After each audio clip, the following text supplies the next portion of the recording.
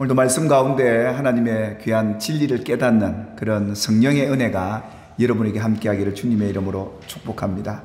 우리가 살아가는 이 세상은 참 막막하고 절망할 수밖에 없는 그런 두렵고 걱정되는 삶의 위기를 맞을 때가 있는데요. 인생의 위기가 찾아올 때 우리가 그걸 어떻게 대처하고 이겨내고 극복해서 그 위기를 기회로 바꿀 수 있는지, 어떤 믿음을 갖고 살아야 하는지 오늘 이 야곱의 생애를 통해서 우리가 한번 살펴보게 될 텐데요. 야곱이 그 인생에 두렵고 걱정되는 위기를 맞았을 때 어떻게 극복해내고 그의 삶에 하나님의 은혜를 경험하게 되었는지 함께 살펴볼 텐데요. 라반과 또 그의 형제들과 야곱이 오늘 돌을 가져다가 무더기를 이루고 또 그 무더기의 앞에 두고 그들이 어떤 말을 하느냐 하면 여갈사하 두다라, 또 야곱은 갈르에시라 이렇게 부르면서 증거의 돌 무더기를 쌓게 됩니다. 라반과 이 야곱이 언약의 증거로서 이 돌 무더기를 쌓아놓고 그 앞에서 그들이 서 있습니다.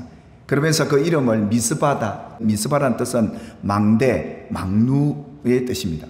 야곱이 거기서 뭐라고 신앙을 고백하느냐 하면 여호와께서 나와 너 사이를 살펴보고 계실 것이다 라는 그런 언약의 증거로서 이 돌무더기를 쌓죠. 야곱에게 있어서는 그의 인생을 살아가는 동안 어떤 두렵고 걱정된 일이 있어도 그가 가지는 신앙은 뭐죠? 하나님이 나를 살펴보고 계시고 내 삶에 개입하셔서 나를 보살피고 계신다는 이 믿음의 증거였던 것이죠. 그래서 하나님은 우리 하나님의 백성들에게, 많은 백성들에게 이런 증거를 보여주셨죠. 가장 먼저 여러분 잘 아는 것처럼 아브라함 때도 그랬고요. 이 야곱이 인생을 살면서 가장 정말 중요한 의미를 둔 믿음의 증거가 있었죠. 첫 증거였습니다. 그게 뭐였습니까? 베델에서 하나님을 만나지 않습니까? 그를 어떻게 하나님이 만나주시고 어떻게 말씀해 주셨는가를 기억하고 그 믿음의 증거로 세웠던 게 뭐였습니까? 돌 기둥이었습니다. 하나님이 나를 만나주시고 내게 말씀하신 믿음의 확신을 갖도록 하는 역할을 이 돌 무더기들, 한마디로 이 증거가 그렇게 해준 겁니다. 가장 먼저 이 야곱이 아무것도 가지지 않고 라반의 집에 들어와서 살게 되는데 참 그의 인생이 드라마 같은 그런 인생이었지 않습니까? 이 삼촌 라반의 집에 두 딸이 있는데 레아와 라헬이 있었지 않습니까? 근데 이 야곱은 라헬이 이쁘고 총명하고 똑똑하니까 라헬과 결혼하고 싶어서 그 삼촌과 계약을 맺고 눈을 떠서 보니까 라헬이 아니라 누구였습니까? 사랑할 수 없는 그 여인이 자기 옆에 떡 누워 있는 겁니다. 그러니까 결혼 생활도 자기가 원하는 생활이 아니었어요. 이 레아를 볼 때마다 이 야곱은 어떤 생각을 했을까요? 내가 이 마누라랑 살아야 되나 말아야 되나 그런 고민과 갈등이 없었겠습니까? 라반의 집에서 야곱에게 닥쳤던 고달픈 삶의 시작이었습니다. 그뿐이었겠습니까? 몸종같이 그냥 가세해서 집안이 바람잘 날이 없습니다. 근데 여러분 보실까요? 이런 과정 속에서도 하나님이 이 야곱의 가정에 얼마나 큰 은혜를 베푸시는지 볼까요? 레아도 하나님의 믿음의 증거고 라헬도 하나님 주신 선물이요, 우리 표현하듯 은혜 아니었겠습니까? 근데 그뿐이었겠습니까? 사랑할 수 없는 그 여인에게 러벤이 나옵니다. 시몬이 나옵니다. 레위가 나옵니다. 유다가 나옵니다. 생각지 못했던 하나님의 놀라운 은혜의 선물을 받아내요. 자녀는 그 당시 하나님의 기업이지 않습니까? 그들의 미래지 않습니까? 이거 보고 하나님에 대한 믿음을 갖고 살아라. 그래서 하나님은 야곱에게 끊임없이 이 믿음의 증거들을 계속해서 그에게 보여주었던 거죠. 이런 결혼 속에서 12명의 아들을 낳고 어여쁜 딸까지 얻었습니다. 라반의 집에서 오랫동안 살다 보니까 많은 일들이 있지 않습니까? 결혼해서 두 아내를 얻고 자식들을 얻었습니다.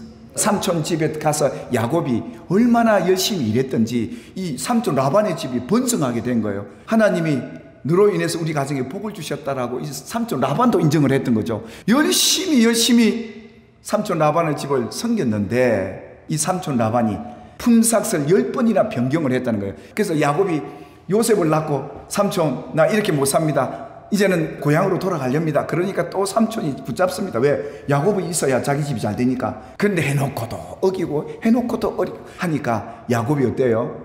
힘이 날까요? 안 날까요? 안 나지요. 자기가 땀 흘려 노력한 대로 약속한 대로 자기에게 소유가 이렇게 쌓여져야 되는데 그게 안 되니까.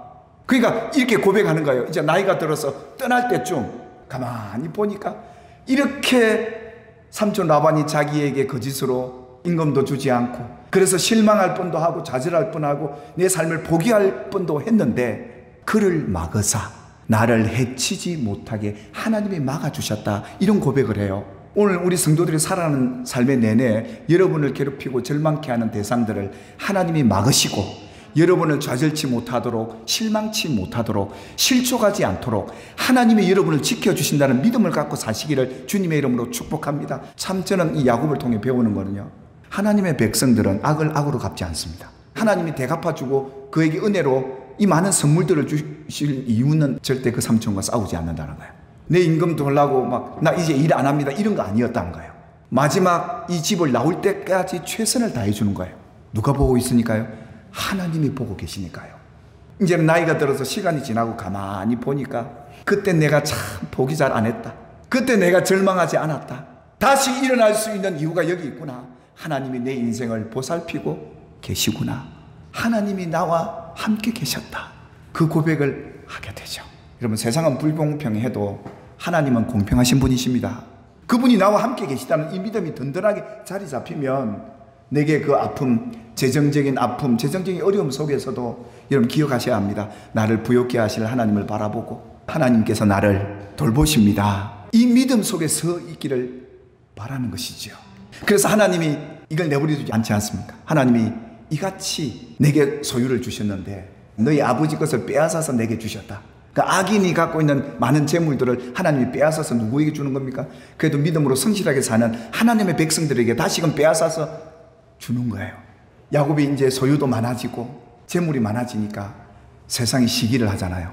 이 삼촌 라반의 집의 아들들이, 형제들이 뭐라고 얘기하냐면 저 양반 야곱이 우리 집에 와서 우리 아버지 소유를 빼앗아 가네, 이렇게 된 겁니다. 그러니까 야곱은 이런 위기에, 이런 삶의 위기를 만납니다.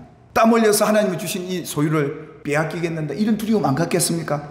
그래서 야곱이 하나님 앞에 기도했죠. 하나님께서 이제 떠날 때가 됐다. 하나님이 이제 야곱의 꿈에 알려주지 않습니까? 그러니까 야곱이 가만히 밤에 야반 도주를 하게 됩니다.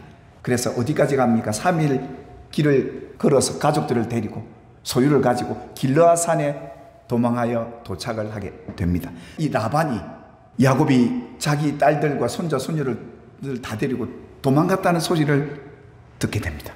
이 삼촌 라반이 이놈이 내 모든 걸 다 빼앗아 갔구나. 내 자녀들까지 다 데리고 갔구나. 날 만나면 가만히 있을 거야. 내가 그거 갖고 있는 다 뺏어 올 거야. 그런 마음으로 달려서 지금 도착을 했습니다. 어디예요? 길르앗 산에. 하나님이 야곱의 삶을 어떻게 돌보시는지 볼까요? 이 야곱에게 그런 위협이 닥치지 않도록, 그런 두려움과 걱정이 닥치지 못하도록 하나님이 개입을 하세요. 하나님이 야곱의 인생에만 개입하실까요? 여러분의 인생에도 하나님 개입하고 계심을 믿으시기를 주님의 이름으로 축복합니다. 지금 야곱이 자기 삼촌이 따라왔다는 얘기 듣고 얼마나 두렵겠습니까? 이런 위기 상황에 있는데 하나님이 꿈에 이 라반에게 나타나서 뭐라고 얘기합니까? 내가 사랑하는 야곱에게 선악간에 아무 말도 하지 말아라. 하나님이 엄히 경고를 하십니다. 이 악한 마음도 하나님이 만지시는데요, 하나님이 밤에 이 라반의 마음을 이렇게 만지시는 거예요. 하나님이 그 마음을 만지니까 만나자마자 라반이 야곱에게 뭐라고 얘기하죠? 내가 오늘 내 딸과 그들이 낳은 자식에게 내가 무엇을 하랴? 그러면서 이 라반이 야곱아, 우리 언약을 약속을 하자, 이럽니다. 그러면서 돌무더기를 모은 거예요. 모아놓고 뭐라고 얘기합니까? 하나님이 나와 너 사이를 언제나 개입하셔서 모든 삶을 판단해 주시기를 원한다는 마음으로 이 돌무더기를 세운 거예요. 하나님이 그 인생 속에 깊이 개입하고 있다는 사실을 그때서야 이 야곱이 깨달아요. 베델에서 하나님이 야곱에게 만나 주실 때 약속한 말씀이 이거잖아요. 내가 너와 함께 할 것이다. 내가 너를 떠나지 않을 것이다. 그렇잖아요. 그러니까 이 여호와께서 나와 너 사이를 살피신다. 언제나 야곱의 인생에 개입하셔서 살펴보고 계신 그 하나님이 지금도 그렇게 나와 함께 하시는구나. 그 믿음이야말로 여러분에게 닥칠 어떠한 두려움과 걱정 앞에서도 이길 믿음이 되는 줄 믿으시기를 주님의 이름으로 축복합니다. 이 믿음을 갖고 여러분에게 다가오는 여러 가지 많은 삶의 위기 속에서 이겨내시되 가만히 계시지 말고 주저앉지 마시고 인내하면서 기다리면 하나님이 악한 자 내 것 빼앗아서 다시 돌려주실 것이고 안전하게 하실 것이고 내 소유도 지켜주실 줄 믿으시기를 주님의 이름으로 축복합니다. 도마에게 뭐라고 얘기하십니까? 도마야, 네가 봐야 믿겠다고 그러니까, 내가 경험해야 믿겠다고 그러니까, 자, 내가 이제부터 너를 경험시켜 줄게. 예수님의 손에 그 못자국과 허리에 창자국이 있으니까 손으로 찔러봐라. 그러면서 뭐라고 얘기하는 줄 아십니까? 믿음 없는 자가 되지 말고 믿는 자가 되라. 믿음이 떨어질 때 믿음의 증거들을 보세요. 내 남편이 믿음의 증거구나.